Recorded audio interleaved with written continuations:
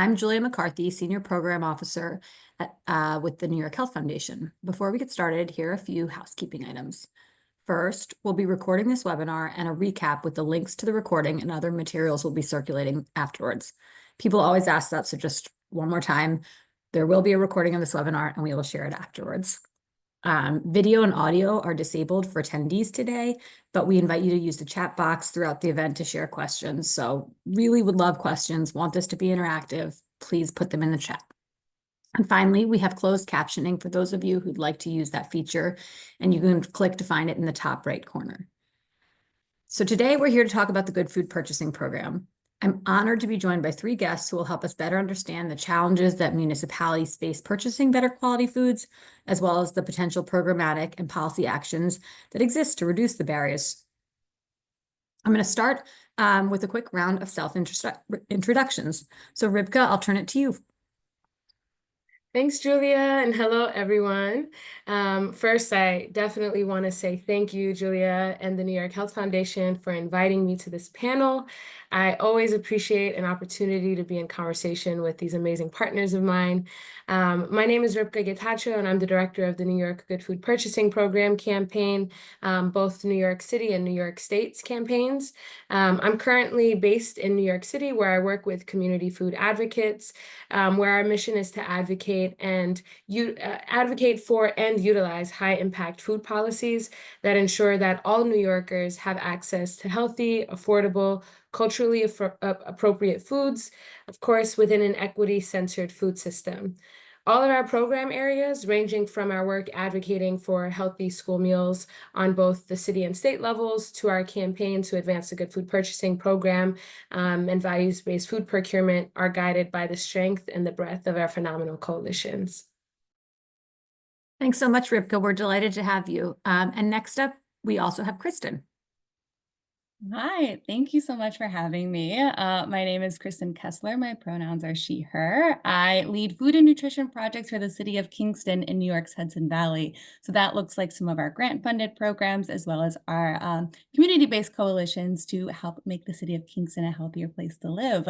So I'm a registered dietitianist who has largely worked in community nutrition and food access programs, like at Food Bank for New York City, before I transitioned into municipal government here in Kingston about 3 years ago, although I say my background in food goes much farther back than that, being originally from New Orleans, which I will say arguably has the best food out there.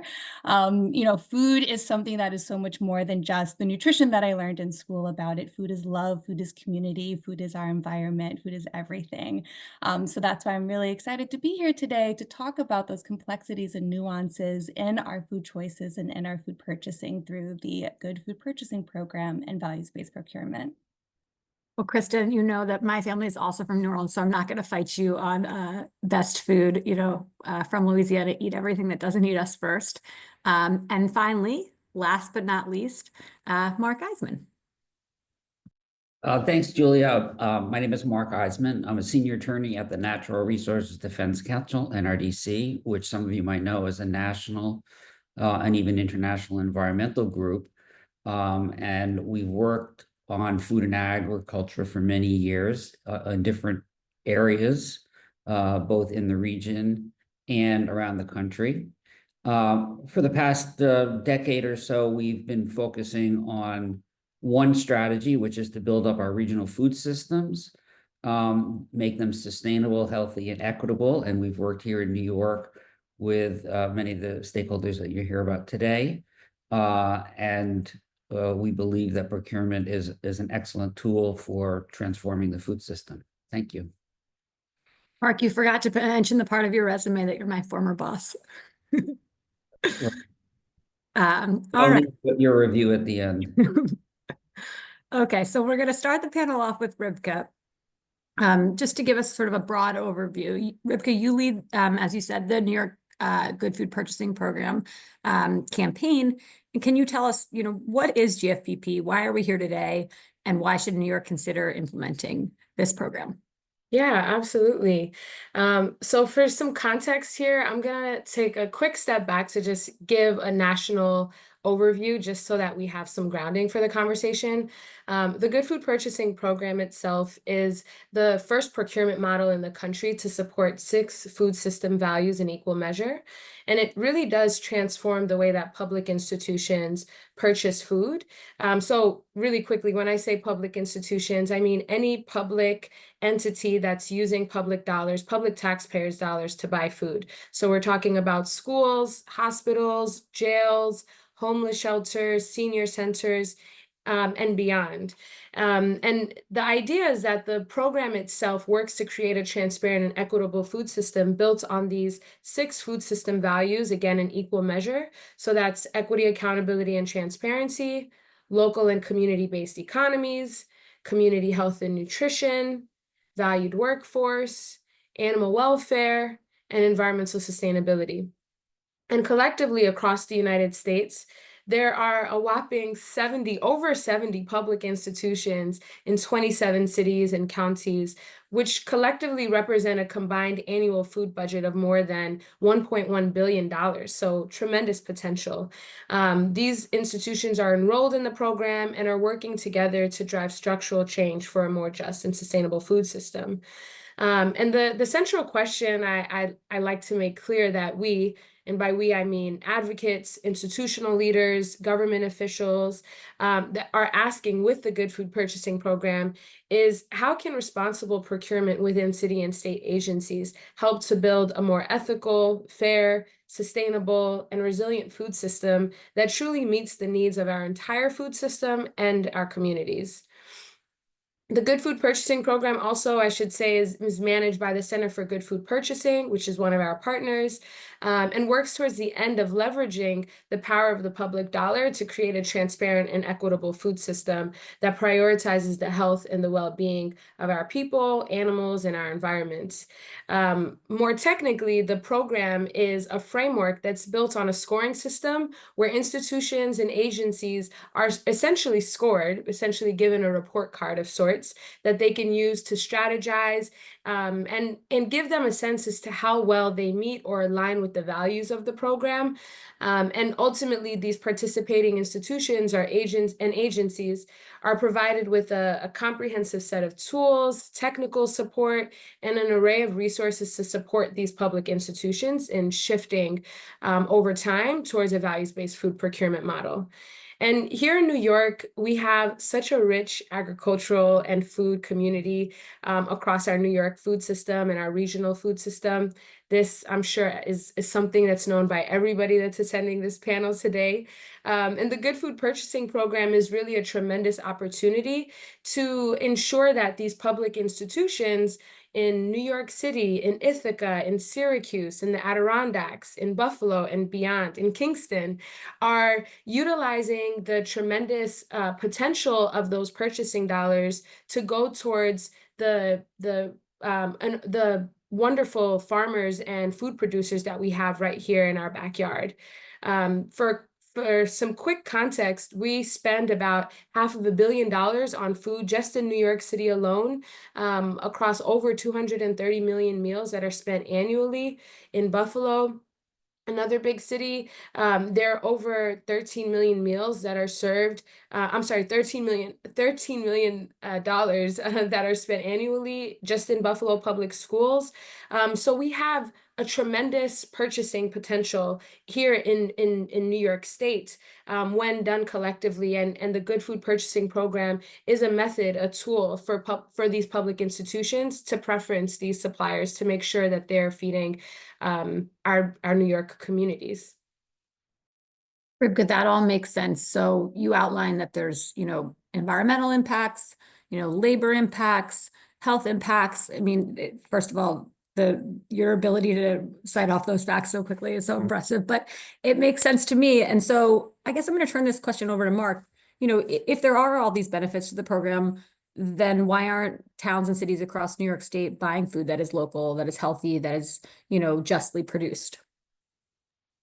Thanks, Julia. Thanks, Ribka. Well, before getting into answering your question directly, I want to underscore that, as I said also at the beginning, that procurement is one of the most effective vehicles for transforming the food system, both because it can drive them. You have a huge amount of food being purchased, which can drive the market for purchasing better food and bringing about farming practices. And it also can bring immediate health benefits and other benefits to people eating the food every day, especially school children.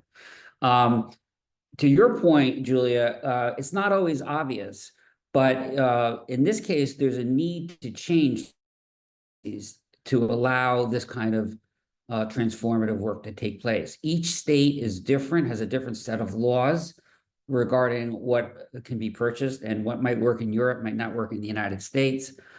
So we may have the will, we might have the facts, but we often need, in this particular case, policy change.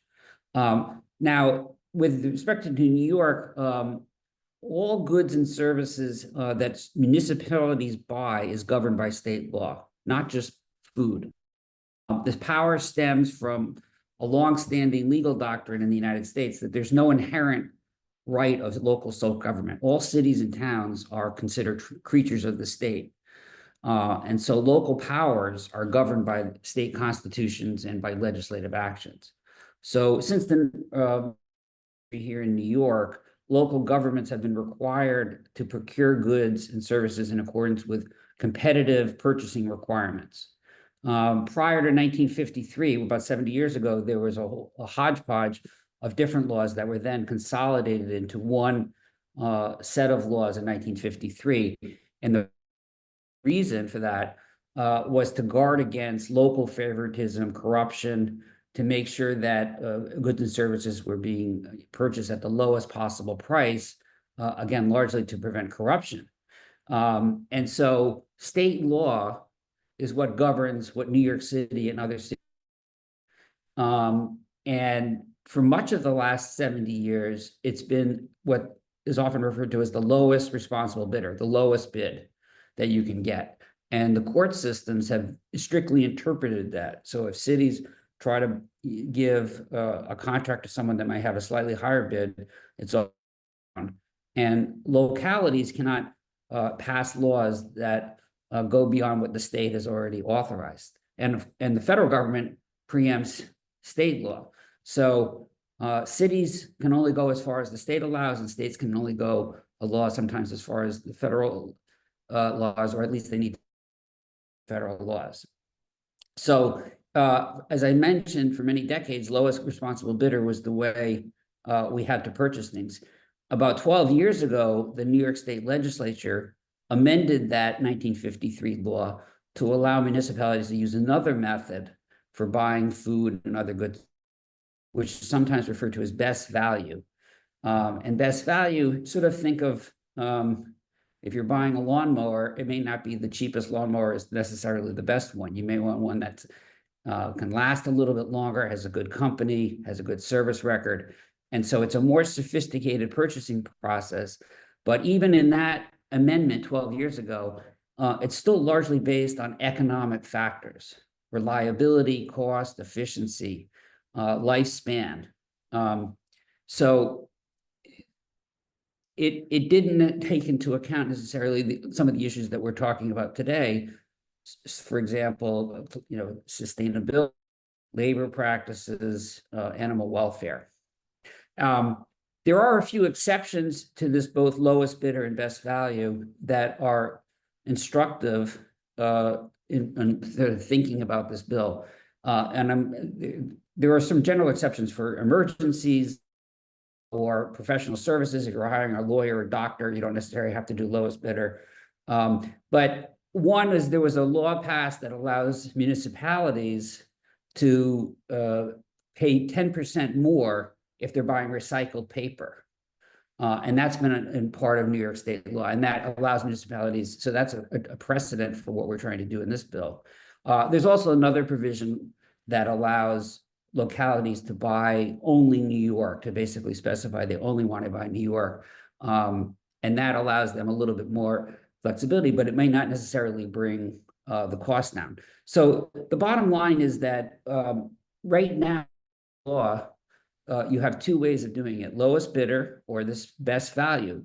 But neither of those options give localities the flexibility under state law to buy food that's consistent with what their local constituencies want. Again, to support local farms, to have higher nutritional quality, to make sure it's equitable, to make sure it's produced in a way that protects the environment, or that animals and workers are treated right.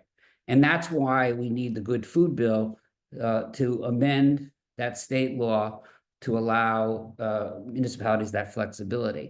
And I'll just end to answer your question. The United Nations Food Arm said recently that public procurement, what we're trying to do, of sustainable food is a key game changer for food transformation, because it can impact both food consumption and food production patterns, as well as deliver multiple benefits for a healthy diet. So we're hoping that we can make this change and get this program moving.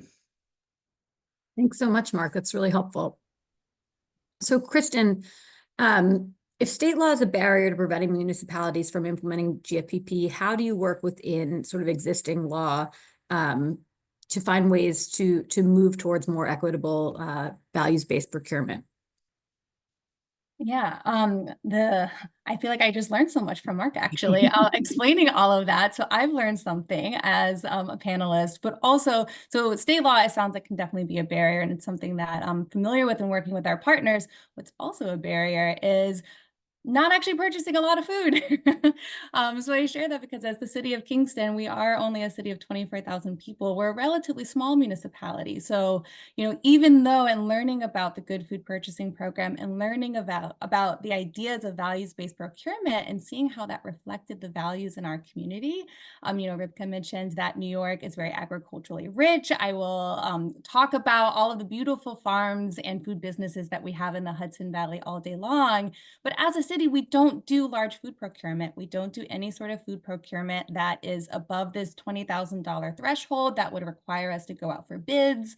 So it's a lot smaller. And so in my role at the city, I wanted to find ways that we could help to uplift and showcase and educate on values-based procurement. So we have 4 different ways, and I promise I'll make them very short. So please put questions in the chat if you want further details on them. But at the city, one of the most interesting ways is that we do have vending machines in our buildings. And so we have healthy vending guidelines that were created back in 2013 that were really just kind of the basis on nutrition. And I think you'll find that a lot in a lot of these places because these public health programs that have been going on for a while are really strong. And so the guidelines around there are often just around nutrition, which is a value. That is a part of the program. And when we needed to put out an RFP for a new vending machine vendor, the mayor came to our department and asked if we could do it. And I said, yes, if I could update our healthy vending guidelines. And so I was able to update those to include food production standards that I really took inspiration from the Good Food Purchasing Program, as well as language in the Good Food New York bill, because at that time, the bill had already been introduced into the Senate. So I used that as a resource. So we included that in our guidelines, which went into our RFP for the vending machine vendor, which ultimately went into the contract for our vendor. And for those who don't work with vending machine vendors, we don't actually purchase the food that goes into it. So that's why we're still under this $20,000 threshold for food purchasing. The way that our contract works is that our vendor puts the machines in the locations, and then we get a commission back from that. So we were able to work with our vendor to come up with a preliminary list of items that go in those machines, and across the 8 different machines in the slots, I think it's over 60% at this point meets our nutrition standards, which is really what our basis was. But then 20% of the products, the slots meet these other food production standards, which might sound kind of low, but I know that the Center for Good Food Purchasing had shared it's about a 10 to 15% goal to have products meet these standards. So I think that it's a good starting point for the city of Kingston. And those, and we have other vending guidelines. So we host events occasionally, like our annual Earth Fair, where we bring in 4 to 5 food vendors. And so once again, we're not doing the purchasing of the food. We don't do any sort of procurement in that aspect, but I am able to create food vending guidelines for those food vendors to ask them to follow essentially values-based procurement for themselves. So that's kind of the big one. And then the other areas is we have a public health grant called Creating Healthy Schools and Communities, where I work with community locations like food pantries and other organizations to establish food service guidelines. once again, it's a public health program. I think that I'll repeat, that's a good entryway to start thinking about how to operationalize this work, and we can include other values in there. And in fact, one of the frameworks for this is the federal guideline, or the guidelines for federal facilities, where nutrition, environmental sustainability, and local economies are a part of those goals for these guidelines. So we do that. And then the two other ones I'll touch real quickly are our Live Well Kingston Commission. That's our health and wellness community-based commission. That's really exciting because that's where community members can get involved and talk about topics that are important to them. And then as a municipal employee, I can help to kind of facilitate what that looks like in terms of actions once they make these recommendations to me. And so we've got representatives from Ulster County there, where Ulster County does a lot more food procurement. There's 2 different departments I know that purchase around. They have a budget of around $1 million for food services. So there's opportunity by having them be a part of these conversations about values-based procurement. Folks who work with our school district, our Cornell Cooperative Extension of Ulster County, give them a shout out. They work with our school district. And then we have folks who represent hospitals like the Ellenville Rural Health Network comes there. So once again, I go back to this idea that like just because you're not doing the food procurement doesn't mean you can't find these ways to showcase and uplift the values-based procurement model, because as a part of that commission, we had a director for community engagement come present from the Center for Good Food Purchasing, I should say, where she works, come present to our Eat Well group, and ultimately the commission made a recommendation to the mayor of Kingston to sign on to this letter to support the Good Food New York bill. And that came through the commission, but a lot of that work we were able to do by setting the education and teaching people about what this values-based procurement meant. And I know that Ulster County also signed on to that bill, that letter of support, and Healthy Ulster Council of the county-based health commissions working on that. And we have a food system plan. We're working on that. There's so much there that, you know, I probably can't dig into at that point, but really taking a holistic look at our food system in the city of Kingston and how we can support values-based procurement through those recommendations, both for the city and in collaboration with our partners. So a lot. Kristen, I'm curious, and maybe you don't have the data yet since these contracts are sort of newer, but are you able to look at sort of are the newer products selling? I mean, one thing in my old work, I did healthy retail swaps in grocery stores, and the healthier products would sell, but not nearly as much as like the Doritos or the Pepsi. And so I'm curious if they're competitive or you see it. Yeah, so the machines are being installed in our buildings this week, so we don't have sales data on that, but it is built into our contract, into the programming that will review that sales data on a regular basis. I often find it is challenging to get folks to purchase some of those items. And, you know, we choose food for different reasons. So as a dietitian, I am never the person who's going to go out there and make values, you know, judgments on people's food choices. But it is nice to steer people towards some of these other foods. Affordability, I think, is a key factor in that. So for our vending machines, we were really focused on making sure that these items that met the standards were not more expensive than some of the other items. So I think that will be helpful. And then once we get the machines in, we'll be working with each of the locations to do, you know, the taste testing and the sharing and the education, obviously. So hopefully I'll be able to share more information in the future. Great. You know, one thing I heard was you said you had this commission, you had the center, you know, you sort of had like a national nonprofit providing TA, you had local people who are interested in this. Are there any other factors just for other municipalities who are listening that kind of like nudged you over the edge and were able to get sort of the support you needed locally to do this? Because it is novel. Yeah, I think, you know, a lot of the work that I do, I always go back to the foundation that has been built in Kingston, which is really remarkable. So I have really amazing community partners who are advocating for this.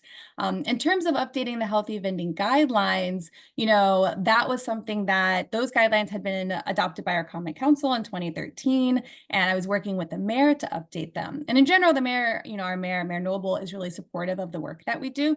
I also knew that he was an environmental educator when he first started at the city more than 8 years ago, before he became mayor. So one of his priorities really was in making sure that Kingston was on the forefront of these environmental movements and making sure that we were being progressive in that area. So in sharing with them, I shared, these procurement values, meet these environmental standards. We had just updated our procurement manual to include Green New York specifications. So while those didn't have a lot that was very clearly outlined with regards to food, it was starting to change our procurement because we did have a preference for those specifications in our procurement manual. And also shared with him, that the language that I was writing in our healthy vending guidelines was really supported by this national movement, the Good Food Purchasing Program and the statewide movement from the Good Food New York bill. So I think those were all things to help, I don't think I would have had to have sold him on this. It is really nice to have an elected official who's really supportive of this work, but I think it helped to lay the foundation and the case for it. Well, certainly having the mayor as a champion, and I mean, we'd be remiss to not say that you're a champion, obviously internally within the agency, and that's so lucky. So Ribka, we've heard a tiny bit about the state bill, but that's really, your job. So can you tell us more, like, what's the status of the bill? What's happening? Should we be excited? We should definitely be excited. I should start with that. But I wanted to share a little bit more context for this conversation too. As I mentioned earlier, I lead both the New York City and New York State campaign, and our advocacy on the local level here in New York City, coupled with our partnership and our advocacy work alongside our partners that lead the Good Food Buffalo Coalition in Buffalo, as the name would imply, highlighted a really critical issue that municipalities, not just New York City and Buffalo, but municipalities across the state have been dealing with a long time that, Mark started to speak to earlier. As background, while our advocacy to advance the Good Food Purchasing Program in New York City, which, that advocacy started back in 2017 or so, was receiving buy-in from our local agencies to begin purchasing food using this GFPP and values-based food procurement model and approach. We knew that it was going to be incredibly important for us to simultaneously adopt and enact legislation to ensure the longevity and the sustainability of New York City's commitment to the Good Food Purchasing Program. And this is going to help really showcase how the local realities impacted our work across, the broader scope of New York. But ultimately, while drafting and getting a New York City Good Food Purchasing Program bill introduced in our city council back in 2019, we learned that New York State has that incredibly restrictive and archaic procurement law that Mark was giving a lot of tremendous context to earlier. That impacts all municipalities across New York State, General Municipal Law 103 in particular, as Mark also spoke to earlier, which requires that the lowest responsible bidder be selected when institutions are determining which food vendor to source from. And it kicks in, as Kristen was also mentioning, when a municipal institution is looking to advance a contract that exceeds $20,000. And so for this reason, in 2021, well, really starting in 2020, actually, we drafted what ultimately became known as the Good Food New York bill. It was introduced originally in 2021.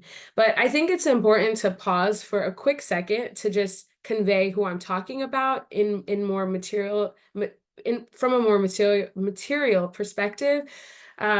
Who I'm talking about when I say we, as I refer to our coalition partners. The New York State Good Food Purchasing Program Coalition is comprised of over 40 members, and across this statewide coalition, coupled with our New York City and the Good Food Buffalo Coalition, the Good Food New York bill has been backed by over 100 food system partners that have been advocating for this bill and the advancement of values-based food procurement across our municipal institutions here in New York. Our coalition represents local farmers, food policy experts, environmental sustainability leaders, racial justice advocates, unions, animal welfare champions, community organizers, phenomenal lawyers, all of whom collectively share the same vision, that our public dollars should represent our public values. And I feel like, in some way, to some degree, to probably a very significant degree, that's probably what attracted everyone to attend today's webinar. a core belief in that core ideology. But the Good Food New York bill specifically empowers local municipalities and public institutions to consider whether a business's practices support local economies, environmental sustainability, worker well-being, nutrition, animal welfare, and racial equity, by leveraging existing policies that support MWBEs and socially disadvantaged farmers, as well as supplier transparency. And we know that the bill would deliver 3 key outcomes. It would incentivize the largest producers and suppliers to implement better and the best practices within the value areas that I mentioned. It would also expand institutional contracting opportunities for values-aligned farmers, producers, and suppliers. We know the farming industry and the food industry at large is a very difficult, challenging industry, and that could be its own webinar. And it also reinforces Governor Hochul's commitment to increase food purchasing from New York State farmers and suppliers, as reflected in different efforts like Executive Order 32, the 30% New York State Initiative, of course, Nourish New York, and also builds on things like the Climate Act. But the Good Food New York bill is an enabling bill for municipalities. It's not a mandate, which I think is a really important distinction. The Good Food New York bill did pass the New York State Senate and Assembly earlier this year, which I'll speak about in a moment for just some quick context there. But ultimately, if signed, the Good Food New York bill would allow for a bid to be awarded to a qualified vendor who fulfills one or more of the values-based minimum criteria. Who would fulfill local plus one of the other criteria as it's currently written in the bill. More technically, the successful contracts would be given preference over other bidders, so long as the cost included in that values aligned bidder is no greater than 10% than the lowest responsible bidder's bid. Another key provision, because we know that opacity runs rampant within our food system, it can be very difficult for us to know exactly where our food is coming from and what qualities and values are built into how that food is coming from the farm to our forks. And so with this bill, once passed, additionally, all bidders, including those lowest responsible bidders, will also now be required to include in their bid relevant supply chain data, which includes things like the name, the addresses, the varying details of the producers, suppliers, and distributors and aggregators that are involved in the provision process. And the bill was originally introduced just before the 2022 New York State legislative session. This was at the end of 2021. So finally, after 3 legislative sessions, we're super thrilled that the Good Food New York bill did finally pass the Senate and Assembly this past June. And the governor does have until the end of the year to sign the bill. Theoretically, she can either sign it, she can veto it, she can call for chapter amendments, which I think you'll hear about in a moment, or she can do a pocket veto. We are currently anticipating and hoping for a signature from the governor and have been in touch with her team and the Prime Bill sponsors to just make sure that that we're all equipped for that stage in our advocacy process. Rivka, I can't help but say it again, like, you know, you said finally this passed, but 3 years for a statewide bill is phenomenally fast, I think. And, you know, I think that speaks not only to, you know, the coalition's really dogged work, but also the importance like that people recognize around sort of how this could begin to change the food landscape. And just to say it again, like New York is the first state in the country to pass a statewide bill, right? We need the governor to sign it, but like what a phenomenal achievement. Like it is so exciting. You know, fingers crossed. That's sort of where crossed. So you did mention, you know, and I think one more thing that like is often, you've talked with me about this quite a bit, that is often a misconception here is that it's not a mandate, right? That this is, you know, something municipalities can choose to do, but they do not have to do, right? Exactly. Sorry, I was on mute. Exactly. It's completely optional. But what we're seeing is that, and I didn't mention this earlier, is that this was a bill that really emerged out of a lot of conversations with institutional partners. This wasn't, just a group of folks that went rogue, but really it was a group of dedicated food system experts across the value categories who had deep partnerships with institutional leaders and government officials, and we listened to the realities that they were facing and the challenges that they had with really enabling this type of values-aligned food procurement. And this bill is a reflection of all of that work and all of that relationship building.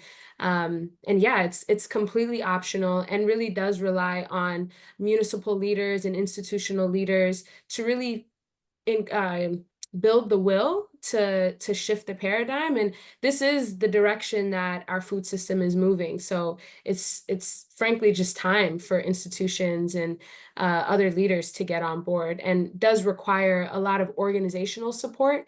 I think the reason why this did ultimately pass over the course of 3 years, while it felt like very long, was, like you said, Well, Julia. in your life, it was very long. It took over, right? Is, I think, because of the breadth of our coalition too.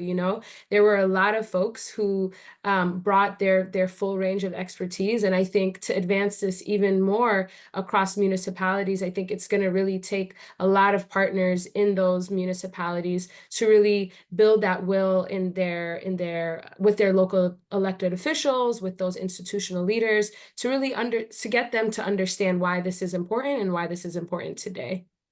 I mean, and that's certainly something the foundation is thinking about, like, if the governor signs this, sort of what are the next steps we'll be taking to support municipalities, to support advocacy organizations, to support farmers, to implement this, right? Because a policy is only as good as it is implemented. And I hear you again. We need Kristens in every municipality, right? So we should replicate you, Kristen. Yeah. Okay, so you mentioned chapter amendments, and I think because Mark's our technical person here, we've heard about, best value, lowest bid, and now we hear this thing about chapter amendments. Mark, what is that? Yeah, thank you. Thanks, and happy to talk about that. Let me just echo first what Rivka said about this coalition. I've worked on many coalitions over the more than 3 decades of advocacy work, and this is probably the most robust and diverse coalition in all senses of the word: labor, animal rights, environment, racial. And it's not just that it's nice and enjoyable, not just that it's actually the right thing to do from an equity standpoint, but it's the way that change is going to happen now. And if we really want to bring about these kinds of changes, we need these kinds of robust coalitions. And so I applaud the New York Health Foundation and others who may be on the call who are supporting this kind of work, this intersectional coalition work. It's hasn't always been the way that we've tried to do advocacy. Often each group is sort of doing their own work and often funded separately. And this kind of work is really, really important. And the Good Food Bill has brought everyone together. In terms of so what happens now, there are plenty of people who know more about all of these intricacies than I do, but what happens now is the bill passed both houses of the legislature. So we have the Assembly, which is the equivalent of like the US House of Representatives, and the Senate, which is the equivalent of the Senate, and similarly sort of structured. And then it goes to the governor. I get this question often when people say, how long does the governor have? She has 10 days once it's sent to the governor's office, but they don't just send it in the mail or through email without talking first with the governor's team. So formal negotiations and discussions about when bills will be sent over. And there are more than 500 bills, I believe, that will have to be considered by the governor's office. So officially it's 10 days, but the 10 days is once it's sent over. If there's any sort of real technical people on the call, it's actually 30 days last week of December, but I'm going to leave that as a footnote. So the governor has the 10 days, and usually there are some initial negotiations, and then negotiations would sort of heat up. For whatever reason, it's called chapter amendments, because when you pass a law in the legislature, it's often called a chapter law of some sort, or a session law. And so chapter amendments is a new process. It wasn't this prominent even 10 years ago. But what's happened now is that even though there was a legislative process and bill process, once the governor has an opportunity to sign it, there are negotiations between the governor's office and the legislative office to make changes to the bill before she signs it or vetoes it.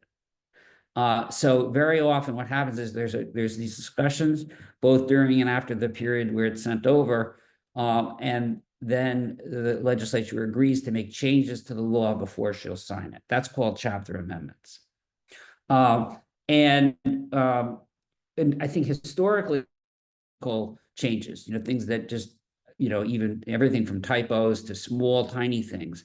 But in recent years, it's become a new part of the bill making process, where chapter amendments is just another part of the process and a part of the negotiation. So probably there are some technical, not typos, but technical things where there's some inconsistencies that need to be ironed. Probably the most significant change that if the governor's office enters into these chapter negotiations is to make sure that the bill is as effective as possible. Now, recall how I talked before that there are two main methods that municipalities can buy: lowest responsible bidder, which has been around since 1953, or if not earlier, and this best value, which has been around for 12 years for municipalities. It was available to state agencies before 12 years ago. But the current focuses on the lowest responsible bidder to give a 10% price preference above that, which is similar to what we talked about for recycled paper. It doesn't address the issue of best value, and that's significant because a lot of big purchasers like New York City are exclusively to the best value process. In fact, all mayoral agencies in New York now are required to use the best value process for buying goods and services, not just food, as opposed to the lowest bidder. One reason is that it's a more sophisticated purchasing method. It also helps them maximize contracting opportunities for small minority and women-owned businesses. And so they can take into consideration those factors as well. So if you have a city like New York City, which serves 800,000 meals a day in schools, you talk about New Orleans, I'm from Rhode Island, there's barely even 800,000 people there.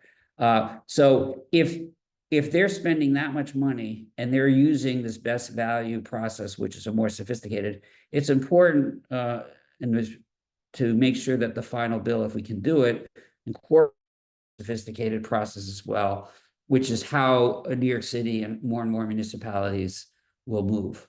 So now, of course, cities may not always have the extra 10% to buy, but as you point out, it authorizes them, it gives them the option to do that.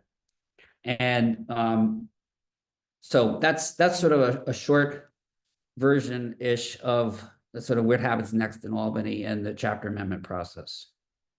Mark, you made that sound easy, so thank you for explaining that. Our, daily civics lesson, appreciate it. I'll start with you then, just, going around robin to end it, and we have tons of questions I want to get to. For those who are interested in getting more involved with GFPP, what's one action they can take? You're asking me? Well, it sounds so boring and cliche, but contacting the governor's office, and we should, maybe there's a way following up from this webinar we can send to all the attendees the best address or best phone number. It's amazing when you talk to legislators or the governor's office, how few emails and contact they get from constituencies about an issue. Sometimes even 10 or 20 people contacting them about an issue is a lot. So the more that people can reach out to the governor's office and say, you know, there's a bill pending, this is very important. And it's also important to also write to the legislature because they have 500 bills they're pushing as well. And so you want to make sure that they know that there's a strong constituency. I would say that by far is the most important thing folks can do to getting this bill done. We can talk more on question and answer, and I've seen some excellent ones about how people can further engage in the good food process. But in terms of getting this bill over the finish line, that's the most important thing. Great, thanks. Kristen, I see you, so I'll pose that question to you.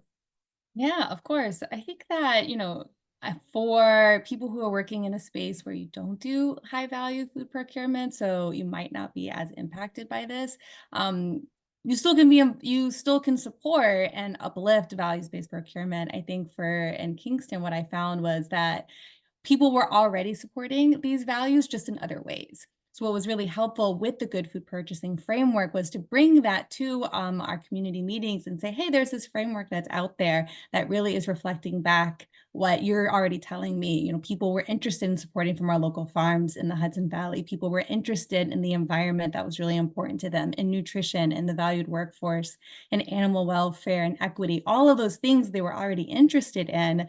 And so, just because we didn't buy a lot at the City of Kingston didn't mean that I just had to wash my hands and say oh, there's nothing for us to do. So I think there's a real opportunity out there by using this framework to have a shared language among folks. And then by having these convening opportunities, so if you do host some sort of wellness committee or a health and wellness commission, having those opportunities to share, to do some education and advocacy in that. I think those are all really strong, even if you're not purchasing tons of food. Thanks so much. And Rivka, last but not least on the, one action people can do now. So I'm sorry, this is not one action. This is kind of 3 actions built into one. But, like Mark said, we'd love for your voice to be reflected in the support that we're generating and reflecting back to the governor's office. They really, really care about hearing from municipalities across the state. They want to make sure that this makes sense, that municipalities are seeing this as a priority for them. So what I'm about to put into the chat are actually 2 letters of support. One is a letter for municipalities and institutions to sign on. The other is an organizational letter of support. Currently, and Kristen spoke to this earlier, but we have an array of municipalities that have reflected their support for our municipality letter of support, like the Food Policy Council of Buffalo and Erie County, the mayor of the city of Hudson, the Ulster County executive, of course, the mayor of the city of Hudson, Tompkins County Food Policy Council, and the list is growing. We're currently working with New York City to make sure that the bill language is very sharp. And also, we were starting to loosely speak to this earlier in Julia's remarks, but our coalition has the New York State Good Food Purchasing Program Coalition has a working group that's dedicated to partners who are willing and interested in building connections and relationships, or deepening those connections and relationships with their local institutions and municipal leaders, institutional leaders. It's called our Institutional Outreach and Implementation Working Group, because like Julia mentioned, we can't just talk about advocating to pass a bill. We also have to be prioritizing implementation and making sure that implementation is done really well to maximize the impact of the policy. And so if folks are interested in joining our coalition or speaking to me or my colleague Taylor, the manager of the New York State Good Food Purchasing Program Coalition, you can also sign up at the 3rd link that's here in the chat that I just put in there. I've also added my email address as well, and we'd love to talk with you more, especially if we're not able to get to all of the amazing questions. I wish we could. I hope we can. Great. Well, I will start with a couple questions and I'll just throw them out, and whomever feels, like they have a good answer, please jump in. So quite a few people asked, how can food banks and food pantries use GFP to access and distribute good food? And that with the caveat that, funds are very limited and the demand right now for emergency food providers is higher than it was even in the height of the pandemic. I can start to chime in. Maybe some of my partners would like to speak to this too. Yes, I saw this question. It's a great question. I'd also like to speak to it a little bit more even outside of this webinar, since I know we have limited time. But I just wanted to shout out that we do actually have an array of partners like City Harvest, Feeding New York State, and Island Harvest, who are very actively involved in our coalition in our New York State and New York City Good Food Purchasing Program Coalition. So just more broadly, any institution, theoretically a private or a public institution, can enroll in the Good Food Purchasing Program with the Center for Good Food Purchasing. I'd be more than happy if you reach out to me to connect you to the Center for Good Food Purchasing Programs, the Center for Good Food Purchasing's Director of Engagement. Her name is Colleen McKinney, and she's actually the person that Kristen mentioned earlier that joined one of their chats. But yes, she would be a great ally and partner to speak with if you're interested in directly considering enrolling in the program. But I also just want to note that the Good Food New York bill would enable any public institution that's purchasing over that $20,000 threshold to align their values and to align the contracting language and the solicitations language with the values that are written out into the bill. But then what that'll also enable is municipalities on the local level to pass even stronger policies to further codify that particular locality's commitment to the Good Food Purchasing Program. So, you know, I saw a couple of questions about this. So if you're interested in talking about your specific context, your specific realities, I'd also be happy to talk more about that too. I'd add, Ribka, that you know, the bill currently is written so that you can meet one of the criteria. You don't have to meet all of the criteria. And, you know, many food banks and food pantries now are participating in the New York Grown for New York Families, or NYHealth program. And because that's local New York farmers, and, you know, it's mainly, you know, farm fresh foods, it's meeting multiple criteria of local economies and most likely nutrition. I say that off the cuff, you know, if you looked it up, it might not be entirely accurate, but you'd be meeting at least the local economies. And so, like, if you're in NYHealth, you're already sort of meeting the first step in spirit of GFPP. And I would just also say, like, I think there has been a growing recognition nationally with this shift from food insecurity, nutrition insecurity, that is trickling down to funders now and to governments to say it is not enough to give people, you know, food. It's the food that they need and the food that they want and that's appealing to them and healthy. And I think that there is a greater opportunity, you know, to advocate for that. And that's in line with sort of shifts we're seeing both in the philanthropic community. We fund, for instance, the Round Table, which is a group of food pantries in New York City that collectively work to purchase more fruits and vegetables. And they have been able to also advocate at the New York City level to change the city funded funds for food pantries and food banks. And so this is to say that, you know, that it can feel so difficult when you have so few dollars, but like I think that the tide is starting to turn for the people who control those dollars to understanding that, like, meeting things like GFPP is so important.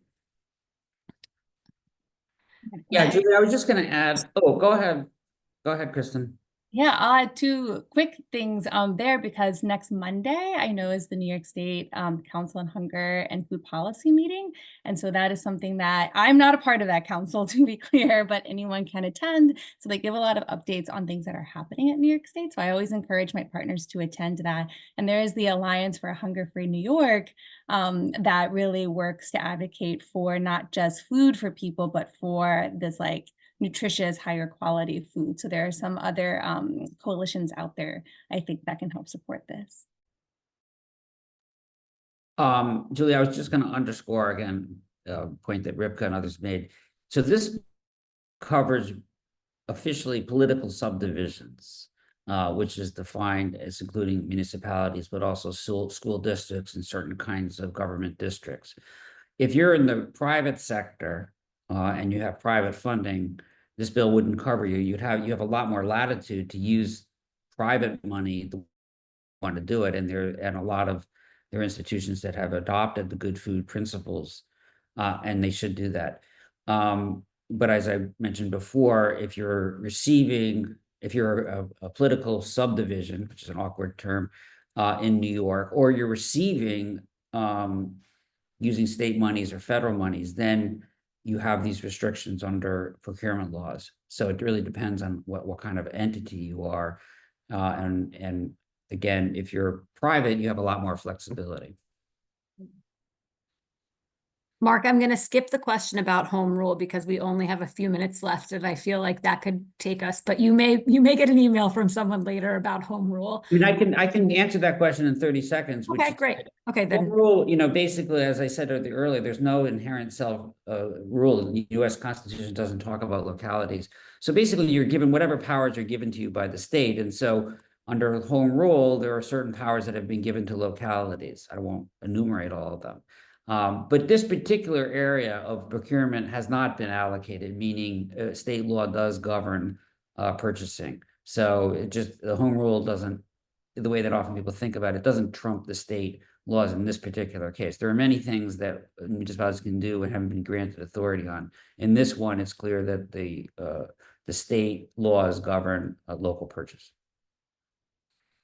So you had mentioned subdivisions and smaller divisions and, you know, nonprofit, then we know there's nonprofits who are contracting with cities or municipalities. And I think that this question or a theme of this question came up several times. And I'm, you know, Kristen, you might be the right person, or Ripka, I'm not sure of the three of you who wants to take it. But first, you know, we've been thinking a lot about the demand side. What about the supply side? Have there been efforts to have sort of GFPP vetted products? Because for these smaller entities that maybe don't have the technical expertise internally, having something like the GFPP equivalent of the National Salt and Sodium Reduction Initiative or NSSRI database could be very helpful. Do you know of any efforts to build up sort of the supply side to meet the demand? Yeah, I can jump in. I'm not sure, Kristen, if you also want to jump in. Yes, there's a ton of work that's happening. I mean, this work, just more broadly, I think everyone knows this, and I'm assuming everyone would probably agree that it does really take an ecosystem to make this a reality. There's so many parts of the ecosystem that we have to hit and that we have to touch to make sure that we're actually able to meet the demand, like Julia was just speaking to. There's a lot of work actually with local suppliers, local food hubs. There's a lot of really innovative work happening with different cooperatives to really support farmers and food producers in joining forces to be able to respond to some of these bids. There's a solicitations toolkit from the Center for Good Food Purchasing that I think is a really helpful resource for institutions and those on the supply side as well, that I'm happy to send to folks if we don't get to sending it in the chat in time. Yeah, and I think there's also a lot of really complementary policies to really ensure that suppliers are getting the resources that they need. But this is really going to take an all hands on deck, you know, approach, because we can't just have the demand side making demands of the supply side if the supply side isn't able to meet that demand. Great. Well, we are at time now. So first of all, a big thank you for your time today. We're really appreciative of the work that you all are doing, you know, in your municipalities and within the coalition. As a reminder, we'll be sharing a recap with a link to the recording and other materials following this event. And I will leave you with a big wish that I'm sending out to the universe that the governor signs this bill. So thanks again. Thank you, Julia. Thank you, everyone. Thanks, everyone.